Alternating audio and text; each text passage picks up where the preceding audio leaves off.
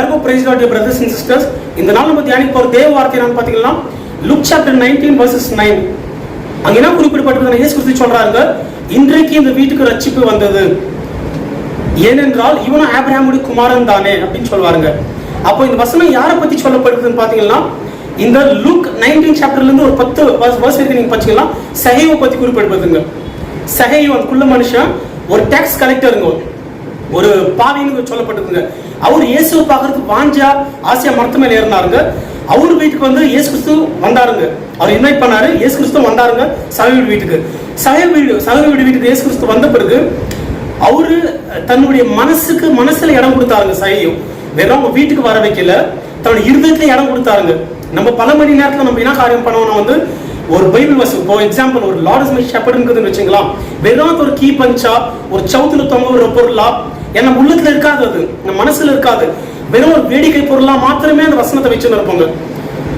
அந்த Lord is my ஷெப்பர்ட்ன்றது ஒரு key பஞ்சா, just ஒரு கேலண்டரா இல்ல கார் பின்னாடி ஒரு ஸ்டிக்கரா அது போல வச்சுன்னு இருப்போம்.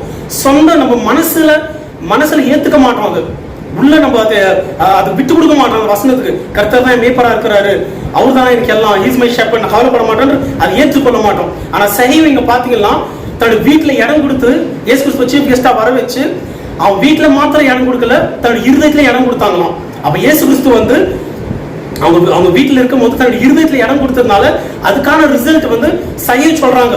அதுல இருக்கிற நீங்க வசனத்தை படிச்சு பாத்தீங்கன்னா 8ஆம் வசனத்துல சகேவு சொல்றான், ஏன் சொன்னு, அப்பா நான் இந்த சொத்துல பாதி நான் ஏழைகளுக்கு கொடுக்கறேன், யாருக்கிட்டலாம் நான் அதிகமா நான் வரி வசூலிச்சனோ அவங்களுக்கு 4 நான்கு தனியா நான் திருப்பி கொடுத்துடுறேன் அப்படின்றான். அவன் போக்கஸ் எதெல்லாம் அவன் சிக்கி இருந்தானோ அதுல இருந்து அவனுடைய மனம் திரும்பினாங்க. அந்த பணமே டார்கெட்ன்ற ஒரு எண்ணத்துல இருந்து சகேவன் மனம் திரும்பணும். யாரையும் நான் நினைப்பாங்கன்ற சுயம் அவனுக்கு இல்ல. அப்ப இயேசு ஒருத்தனுக்குள்ள வரும்போது அது எல்லாமே மாறிடும், சுயம் இருக்காது உள்ள. நான் சுயம் சகேவு கூட இல்லவே இல்லை. அவன் ஓப்பனா அறிக்கை செய்யறான், வெக்கப்படாம சொல்றான், நான் யாருக்குள்ள ஏமாத்தம் 4 தனியா திருப்பி கொடுத்துடுறேன், என் சொத்துல பாதி ஏழை கொடுத்துடுறேன் அப்படின்றான். அப்ப இயேசு கிறிஸ்து வார்த்தை சொல்றாரு, இன்றைக்கு இந்த வீட்டுக்கு ரட்சிப்பு வந்தது. அப்ப இயேசு கிறிஸ்து ஒருத்தவங்களுக்குள்ள வரும்போது கண்டிப்பா சுயன்றது இருக்காதுங்க. அந்த சுயநலமான வாழ்க்கை கட்டாயம் இருக்காதுங்க. சுயநலம் போய் மற்றவங்களுக்காக வாழ்ற வாழ்க்கை போய் ஓகேவா என் கர்த்தருக்கு எது பிடிக்கும் அப்படின்ற ஒரு காரியத்துக்குள்ள வந்து நம்ம கட்டாயம் வருவாங்க. ஆமென்.